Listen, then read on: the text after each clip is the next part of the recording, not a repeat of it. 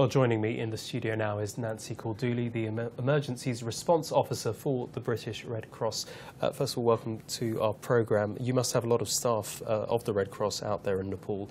First of all, how are they? Any of them injured? And if we were able to have contact with our people straight away. Everybody accounted for, nobody injured, which is very good news. Of course, things have changed a little bit. We have got a lot more people that have been affected by the second emergency. There's an escalation of the damage. A lot of the buildings that were partially damaged have now been destroyed. A lot more have been damaged. People are worried that this is probably not the last of the earthquakes that have taken place. We're expecting quite a few aftershocks in the next 12 hours. So there is a general escalation of the impact, yeah.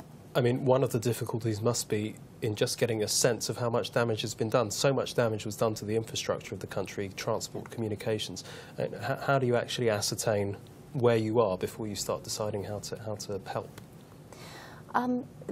From the first emergency, we were able to have quick assessments and understand the scale of the emergency, and were to prioritize. Quite a lot of the staff, international delegates, were on the ground to start implementing that first layer of kind of assistance, urgent assistance. We're obviously on standby in case something further happens, but in the meantime we continue providing that support while we quickly reassess what extra is needed.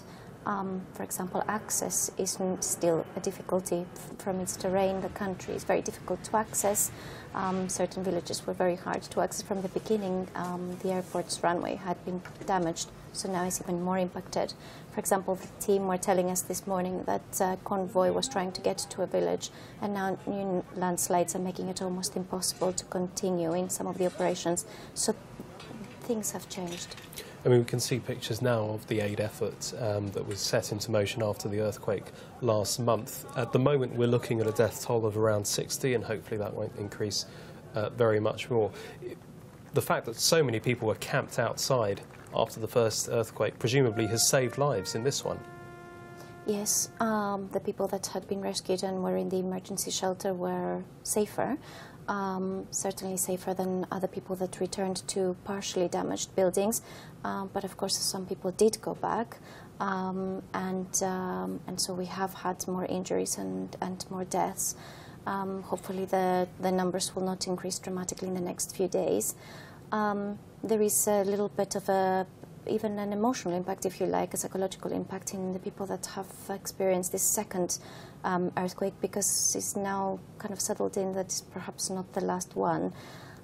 So yes, there's a lot more people on the ground, and for security we do encourage people not to go back to the buildings until we know what is happening to the buildings, whether they're safe, and the same with our staff. So. I mean, one of the difficulties that the government of Nepal faced in the immediate aftermath of the earthquake was a logistical one. So eventually aid did start arriving in massive amounts, and then it was a question of getting it to the right places. Is that happening now? Is the aid getting to the people who need it? It has been captured quite well from the first emergency. It's a very difficult country to access because of its topography. Quite a lot of the villages were in a very difficult terrain, and because of the damages in infrastructure, including the airport infrastructure, it has been very difficult to access.